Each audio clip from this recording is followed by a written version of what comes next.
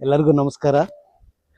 ಏನು ಇವತ್ತಿನ ದಿನ ಮುಳಬಾಗಿಲು ನಗರದಲ್ಲಿ ಪ್ರಸಿದ್ಧವಾದಂತಹ ಸೋಮೇಶ್ವರ ಸ್ವಾಮಿ ದೇವಸ್ಥಾನದಲ್ಲಿ ನಮ್ಮ ನಾಯಕರು ಮತ್ತು ನಮ್ಮ JDS ಪಕ್ಷದ ಅಧ್ಯಕ್ಷರು ಅಮರಜ್ಯೋತಿ ಸಂಸ್ಥೆ ವಿದ್ಯಾಸಂಸ್ಥೆ ಕಡೆಯಿಂದ ರುದ್ರಾಭಿಷೇಕವನ್ನು ಆ ದೇವರ ಸನ್ನಿಧಿಯಲ್ಲಿ ಏರ್ಪಡಿಸಿರುತ್ತಾರೆ. ಆ ಸನ್ನಿಧಿಯಲ್ಲಿ ನಾವೆಲ್ಲರೂ ಕೂಡ ಬಂದು ಆ ದೇವರ ದರ್ಶನವನ್ನು ಪಡೆದು ಪಾತ್ರರಾಗಿದ್ದೇವೆ.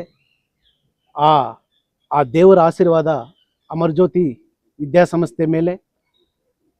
ಅಮರಜ್ಯೋತಿ ಸಂಸ್ಥೆ ಇವಾಗ 25 ವರ್ಷ ಪೂರ್ಣಾವಧಿ ಮುಗಿಸಿದೆ.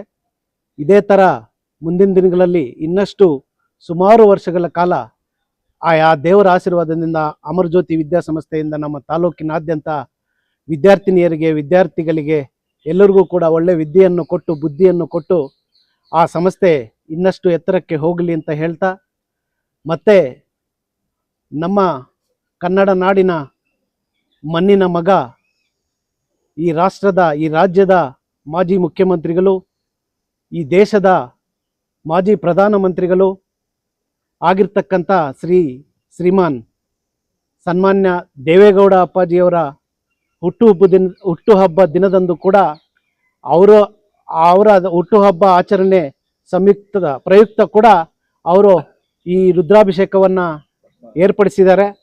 ಅದರ ಸಲುವಾಗಿ ಅವ್ರಿಗೂ ಕೂಡ ಇನ್ನಷ್ಟು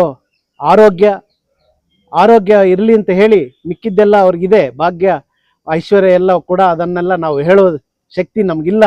ಅವ್ರಿಗೆ ಇನ್ನಷ್ಟು ದಿನ ಅವರು ಆರೋಗ್ಯವಾಗಿದ್ದು ಈ ದೇಶ, ಈ ರಾಜ್ಯ ಎಲ್ಲವನ್ನು ಕೂಡ ಈ ರೈತರನ್ನು ಕಾಪಾಡಿಕೊಂಡು ಹೋಗಲಿ ಅಂತ ಹೇಳಿ, ಆ ಕುಟುಂಬಕ್ಕೆಲ್ಲ ಒಳ್ಳೆಯದಾಗಲಿ ಅಂತ ಕೇಳುತ್ತಾ, ನನ್ನ ಈ ಅವಕಾಶಕ್ಕೆ ಇಲ್ಲಿ ನೆರೆದಿರ್ತಕ್ಕಂಥ ಎಲ್ಲರಿಗೂ ನಮ್ಮ ಅಧ್ಯಕ್ಷರು ನಾಗರಾಜನ್ ಅವರು ಕೂಡ ವಂದಿಸುತ್ತಾ ನನ್ನ ಮಾತನ್ನು ಮುಗಿಸ್ತಾ ಇದ್ದೀನಿ.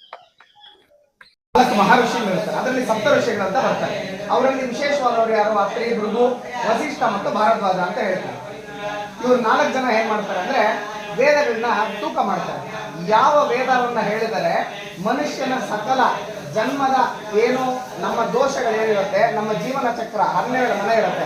ಮೇಷ ಋಷಭ ಮಿಥುನ, ಕಟಕ ಸಿಂಹ ಕನ್ಯಾ, ತುಲಾ ವೃಶ್ಚಿಕ ಧನಸ್ಸು, ಮಕರ ಕುಂಭ ಮೀನ ಅಂತ 12 ಮನೆನ ನಾವು ನಮ್ಮ ಜೀವನ ಚಕ್ರವನ್ನ ಭಾಗಿಸ್ತೀವಿ.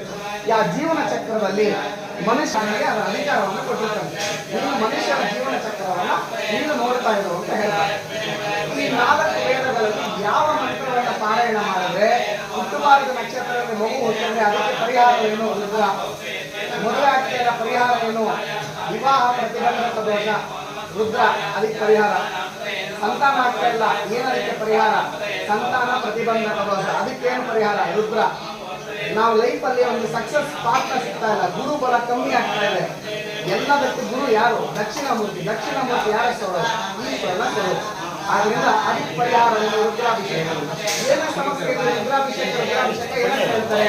ಈ ರುದ್ರಾಭಿಷೇಕವನ್ನು ಮಾಡಿಸ್ತಾ ಇರೋರು ಎಂತ ವಿಶೇಷ ಒಂದು ಫಲವನ್ನು ಅನುಭವಿಸ್ತಾರೆ. ಅವರ ತೀವ್ರಂತ ಭಾಗಿಯಾಗಿರ್ತಾರೆ. ಎಂತ ಪೂಜೆ ಭಾಗಿಯಾಗಿದೆ ಅಂದ್ರೆ ಪ್ರತಿಯೊಂದು ಪೂಜೆಯಲ್ಲೂ ನಾವು ಫಲವನ್ನು ಅಪೇಕ್ಷೆ ಮಾಡೋರು. ಯಜಮಾನರಿಗೆ 100%, ಬಂದಿರೋರಿಗೆ ಇದರೆಲ್ಲ ಇರುತ್ತೆ.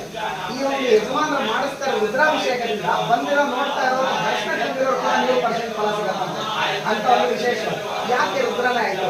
ಯಾಕೆ ರುದ್ರನೇ ಪರಿಷ್ಕಾರ ಆಯ್ತು ಅಂತ ಹೇಳಿದ್ರೆ ಋಷಿಗಳು ಹೇಳ್ತಾರೆ, 4 ವೇದವನ್ನು ಕೂಗಿದ್ರೆ ಯಾವ ವೇದ ಒಂದು ಬಲ ಬರುತ್ತೆ ಅಂದ್ರೆ ಯಜುರ್ವೇದ ಅಂತ ಹೇಳ್ತಾರೆ. ಅದಾದ ನಂತರ ಯಜುರ್ವೇದದಲ್ಲಿ ಮತ್ತೆ ಪೂರ್ತಿ ಯಜುರ್ವೇದ ಪಾರಾಯಣ ಮಾಡ್ಲಿಕ್ಕೆ ಆಗುವುದಿಲ್ಲ ಜನಕ್ಕೆ, ಮುಂದೆ ಬರುವ ಜನಕ್ಕೆ ಯಜುರ್ವೇದದಲ್ಲಿ ಯಾವ ಮಂತ್ರವನ್ನು ಓದಿದ್ರೆ ಅವರಿಗೆ ದೋಷಗಳ ಪರಿಹಾರ ಆಗ್ತದೆ ಅಂತ ಹೇಳಿದ್ರೆ ಅದರಲ್ಲಿ ಸಂಹಿತೆ ಅಂತ ಬರ್ತಾರೆ. ಆ ಸಂಹಿತೆ ಪೂರ್ತಿ ಪಾರಾಯಣ ಮಾಡಬೇಕಾದ್ರೆ ನಾವು ಮಾಡಬೇಕಾಗುತ್ತೆ. ಅಷ್ಟೊಂದು ಆದ್ರಿಂದ ಅಷ್ಟು ಸಮಯ ಬಹಳ ಆಗುವುದಲ್ಲ ಅಂತ ಹೇಳಿ ಮತ್ತೆ ಕೂತ್ಕೊಳ್ಳುತ್ತೆ ಯಾವ ಶ್ಲೋಕ ಮಾರಾಡ್ತಾರೆ. ಆ ಸಂಹಿತೆಯಲ್ಲಿ ರುದ್ರ, ಲಘುನ್ಯಾಸ, ಚಮಕ, ನಮಕ ಅಂತ ಬರುತ್ತೆ. ನಮಕ ಅಂದ್ರೆ ಏನು? ನಮ ಸೋಮ ಎಲ್ಲ ನಮ್ಮ ಅಂತ ಸ್ಟಾರ್ಟ್ ಆಗ್ತದೆ, ನಮಕ ಅಂತ ಹೇಳ್ತಾರೆ. ಚಮಕ ಅಂದ್ರೆ ಏನು? ಚಮೆ ಎಲ್ಲ ಚಮೆ ಆಗುತ್ತೆ, ಅದನ್ನ ಚಮಕ ಅಂತ ಹೇಳ್ತಾರೆ. ಒಂದು ನಮಕ, ಒಂದು ಚಮಕ ಸೇರಿದ್ರೆ ಒಂದು ರುದ್ರ ಅಂತ ಹೇಳ್ತಾರೆ. ಈ ಒಂದು ರುದ್ರಾಧ್ಯಾಯನ 4 ಋಷಿಗಳು ಸೇರಿ ಕೊನೆಯಲ್ಲಿ ರುದ್ರವನ್ನು ಪಾರಾಯಣ ಮಾಡಿದ್ರೆ ಸಾಕು ಅಂತ ಹೇಳ್ತಾರೆ. ಆ ರುದ್ರ 11 ರುದ್ರ ಹೇಳೋದಕ್ಕೆ ನಾಳೆ ದಿನ ಮನುಷ್ಯರಿಗೆ ಸಮಯ ಇರ್ಬೋದು. ಆ ಒಂದು ರುದ್ರ ಹೇಳೋದಕ್ಕೆ ಸಮಯ ಇದ್ದಿರೋದ್ರೆ ಏನು ಮಾಡಬೇಕು ಅಂತ ಹೇಳಿದಾಗ ಆ ರುದ್ರದಲ್ಲಿ 11 ಆವಾಗ ಬರುತ್ತೆ. ಅನುವಾಕ ಅಂತ ಬರುತ್ತೆ. ಆ 7ನೇ ಅನುವಾಕ ಏನು? ನಮಃ ಸೋಮಾಯ ಚ ಅಂತ ಹೇಳ್ತೀವಿ. ಅಂದ್ರೆ ಸೋಮೇಶ, ಸೋಮವಾರ ಪ್ರಿಯ ಸೋಮೇಶ ಅಂತ ಹೇಳ್ತೀವಿ. ಅಮೃತವನ್ನ ಉತ್ಕೋಸೋದು ಯಾರಿಗೆ ಶಕ್ತಿ ಇರೋದಂದ್ರೆ ಈಶ್ವರನ ಸೋಮೇಶ್ವರನ ಸ್ವರೂಪ ಆಗಿರ್ಬೇಕು. ಅಂತ ಶಿವ ಮಾತ್ರ ರುದ್ರಾಭಿಷೇಕ ಮಾಡಿದ್ರೆ ಆ ನೀರು ಅಮೃತವಾಗಿ ಕನ್ವರ್ಟ್ ಆಗುತ್ತೆ ಅಂತ ಹೇಳ್ತಾರೆ. ಯಾಕೆ ನಮಃ ಸೋಮಾಯ ಚ ಅಂತ ಮಂತ್ರ ಯಾಕೆ ಹೇಳಬೇಕು ಅಂತ ಋಷಿಗಳು ಹೇಳ್ತಾರಂತೆ. ಅವಾಗ ನಮಃ ಸೋಮಾಯ ಚ ಅನ್ನೋ ಒಂದು ಮಂತ್ರದಲ್ಲಿ ನಮಃ ಶಿವಾಯ ಚ ಶಿವತರಾಯ ಚ ಅಂತ ಬರುತ್ತೆ. ಅಂದ್ರೆ ನಮಃ ಶಿವಾಯ ಪಂಚಾಕ್ಷರಿ ಮಂತ್ರ ಹುಟ್ಟಿರುವಂತ ಸ್ಥಳ. ಅದಕ್ಕೆ ಮನುಷ್ಯರು ಎಷ್ಟೇ ಬಿಸಿ ಇರಲಿ ಕೊನೆಗೆ ನಮಃ ಶಿವಾಯ ಅನ್ನೋ ಒಂದು ಮಂತ್ರ ಹುಟ್ಟಿರೋ ಜಾಗ ಇದೆಲ್ಲ ಪಂಚಾಕ್ಷರಿ. ಅದಕ್ಕೆ ರುದ್ರ ವಿಶೇಷ ಆಯಿತು. ಅದರಿಂದ ನಾವು ಏನು ಹೇಳ್ತಾಗ್ಲಿ ಹೇಳಬೇಕಾಗ್ಲಿ ಒಂದು 11 ದಿನ ನಮಃ ಶಿವಾಯ ನಮಃ ಶಿವಾಯ ಅಂತ ಹೇಳಿದ್ರೆ ಸಾಕು ಅಂತ ಋಷಿಗಳು ನಮಗೆ ಈಸಿ ಮಾಡಿಗೆ ಕೊಡ್ತಿದ್ದಾರೆ. ಇದನ್ನ ಲಿಂಗಭೇದ ಇಲ್ಲ, ವರ್ಣಭೇದ ಇಲ್ಲ, ಇದಕ್ಕೆ ಟೈಮ್ ಇಲ್ಲ. ಯಾರು ಯಾವಾಗ ಬೇಕಾದ್ರೂ ಜಪ ಮಾಡಬಹುದು. ನಾವು ಸುಮ್ಮನೆ ಕೂತಿದ್ರೆ ನಮಃ ಶಿವಾಯ ಹೇಳಬಹುದು, ಅಷ್ಟು ಫಲ ಕೊಡುತ್ತೆ ಇಂಥ ಒಂದು ಮಂತ್ರ. ಈ ಋತುವಿನಲ್ಲಿ ಅನೇಕವಾದ ಫಲಗಳು ಸಿಗತ್ತೆ. ಇದರಲ್ಲಿ ನೀವು ರುದ್ರ ಪಾರಾಯಣ ಮಾಡಿದ್ರೆ ಎಲ್ಲಾ ಫಲ ಸಿಗತ್ತೆ ಅಂತ ಹೇಳಿದೆ. ವಿಶೇಷವಾಗಿ ಏನು ಆ ಋತುವಿನಲ್ಲೆಲ್ಲ ಮೆನ್ಷನ್ ಮಾಡಿದ್ದಾರೆ ಅಂದ್ರೆ ಒಂದು ಕಡೆ ಹೇಳ್ತಾರೆ ಏನಂತ ಸಹಸ್ರ ಯೋಜನೆ ಅವಧನ್ವಾನಿ ತನ್ವಸಿ ಅಂತ ಹೇಳ್ತೀವಿ. ಏನು ಅಂತ ಏನಾದ್ರೂ ತೊಂದರೆಗಳು ನಮ್ಮವರೆಗೂ ಬರದಿದ್ರೆ ಸಹಸ್ರ ಯೋಜನೆ ಏನು ಎಲ್ಲದನ್ನು ಸಂಖ್ಯೆ ಹೇಳಿದಲ್ಲ, ಮಂತ್ರ ಹೇಳೋ ಜಾಗದಲ್ಲಿ ಸಂಖ್ಯೆ ನಂಬರ್ ಹೇಳ್ತಾ ಇರಲ್ಲ, ಸಹಸ್ರ ಅಂತ ಹೇಳಿ. ಯಾಕೆ ಸಹಸ್ರ ಯೋಜನೆ ಯೋಜನೆ ಒಂದಷ್ಟು ಡಿಸ್ಟೆನ್ಸ್ ಅಂತ ಹೇಳ್ತೀವಿ.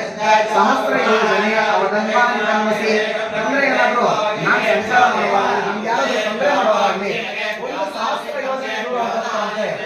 ಈ ಒಂದು ವಾಕ್ಯ ಇವಾಗ ಹೇಳ್ತಾರೆ. ದರಿದ್ರಂ ನೀಲಮೋಹಿತ, ದರಿದ್ರವನ್ನು ದೂರ ಮಾಡೋರು ಯಾರು ಅಂದ್ರೆ ರುದ್ರ.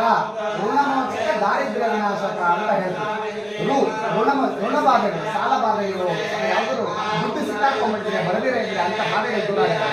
ದಾರಿದ್ರ್ಯ ವಿಮೋಚಕ, ಅನ್ನದ ಕೊರತೆ ಇಲ್ಲದೆ ಮಾಡೋರು ಯಾರು ಅಂದ್ರೆ ಪರಬ್ರಹ್ಮ ಸ್ವರೂಪನಾದ ಪರಮೇಶ್ವರ. ಅದರಿಂದ ಈ ರುದ್ರ 4 ಮಾತಾಡಿದ್ರೆ ಇದು ಹೇಳ್ತಾ ಹೋದ್ರೆ ರುದ್ರ ಭಾಷೆ ಪೂರ್ತಿ ರುದ್ರ ಭಾಷೆ ಹೇಳ್ತಾ ಹೋಗ್ತದೆ. ಅದೇನೋ 4 ವಿಶೇಷವಾದ ಮಂತ್ರಗಳಿಂದ ನಿಮ್ಗೆ ಹೇಳಿದ್ರೆ ಅಂತ ಭಕ್ತಿಪೂರ್ವಕವಾಗಿ ಏನು ಮಾತಾಡಿರ ಒಬ್ಬರೊಬ್ಬರು ಮಾತಾಡಿರ ಫೋನ್ಗಳು ನೋಡಿರ. ಇವತ್ತೊಂದಿನ ವಿಶೇಷವಾದ ಅಭಿಷೇಕ ರುದ್ರಾಭಿಷೇಕ ನಡೀತಿದೆ.